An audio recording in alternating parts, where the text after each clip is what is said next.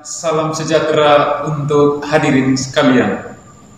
Pada kesempatan kali ini, izinkanlah saya untuk menyampaikan pemahaman kepada hadirin sekalian tentang bagaimana cara mengatasi rasa takut saat kita berbicara di depan publik. Dan di sini saya akan menghantar kita sekalian untuk bersama-sama melihat persoalan yang seringkali kita jumpai atau kita alami dalam kehidupan kita. Para hadirin yang saya banggakan, apa itu ketakutan? Dan bagaimana cara untuk mengatasi rasa takut itu? Ketakutan sebetulnya hal yang wajar dan alami karena merupakan bagian dari emosi. Emosi itu bersifat positif.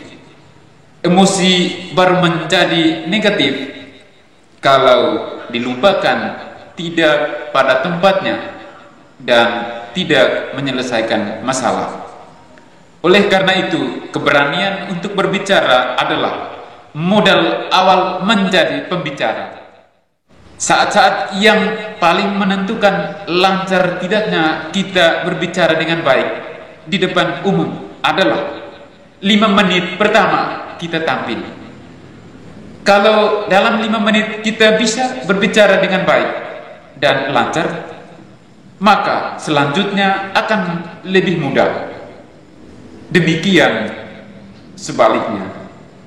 Karena itu, beberapa ciri yang sering dialami oleh seorang public speaker saat tampil berbicara di depan umum, yaitu keringat dingin, gemetar, takut, pucat, bingung, gugup, dan sesak napas. Karena itu, untuk mengatasi emosi negatif tersebut, maka solusi yang ditawarkan adalah: pertama, penyesuaian diri. Ketakutan pada umumnya adalah tanda dari ketidakbiasaan melakukan sesuatu. Pengalaman saya sebelumnya, saya selalu gugup ketika berbicara di depan teman-teman. Tetapi setelah 2 tahun terakhir, saya mengalami perubahan dalam hal ini. Saya sudah mulai berani dan aktif berdiskusi dengan teman-teman di kampus maupun di mana saja. Yang kedua, pernapasan. Dari beberapa ciri yang telah disebutkan, hal yang menjadi tanda ketakutan saat akan tampil awalnya disebabkan oleh kurangnya oksigen. Secara logika, saat seorang merasa takut, napas yang ditarik menjadi pendek. Apalagi kebanyakan orang melakukan pernapasan dada, sehingga napas yang pendek-pendek ini menjadi semakin tidak maksimal.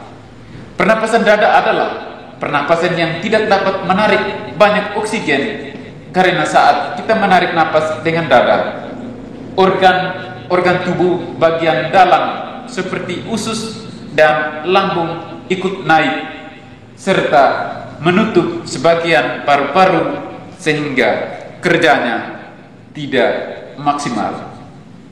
Karena kekurangan oksigen, maka tubuh kita menjadi dingin, pucat, gemetar, dan lain sebagainya. Oleh karena itu, cara pertama untuk mengatasi rasa takut saat akan berbicara adalah mengendalikan pernapasan. Sebagaimana sudah diajarkan tentang latihan pernapasan di kelas oleh dosen sendiri. Yang ketiga, perubahan bahasa tubuh. Perbedaan lain antara dari kita yang takut dan yang berani terlihat jelas dari bahasa tubuhnya.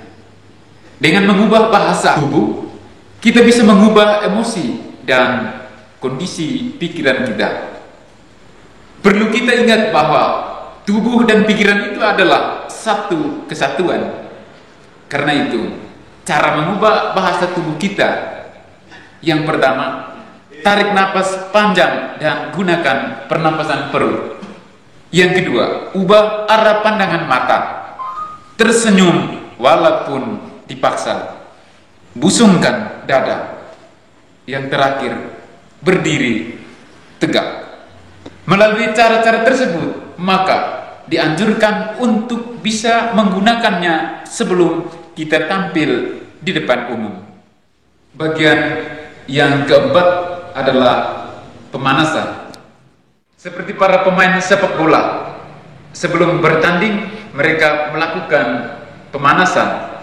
Sebagaimana kita juga perlu melakukan hal yang sama sebelum berbicara di depan umum.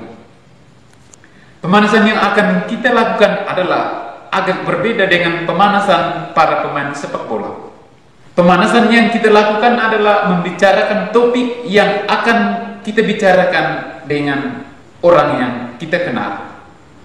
Para hadirin yang saya kasih, dari semua penjelasan tadi, maka dapat disimpulkan bahwa untuk mau menjadi seorang public speaker yang baik, maka kita perlu mendalami lebih lanjut tentang materi yang sudah kita dapat ini dan berusaha untuk mempraktekkannya dalam kehidupan kita.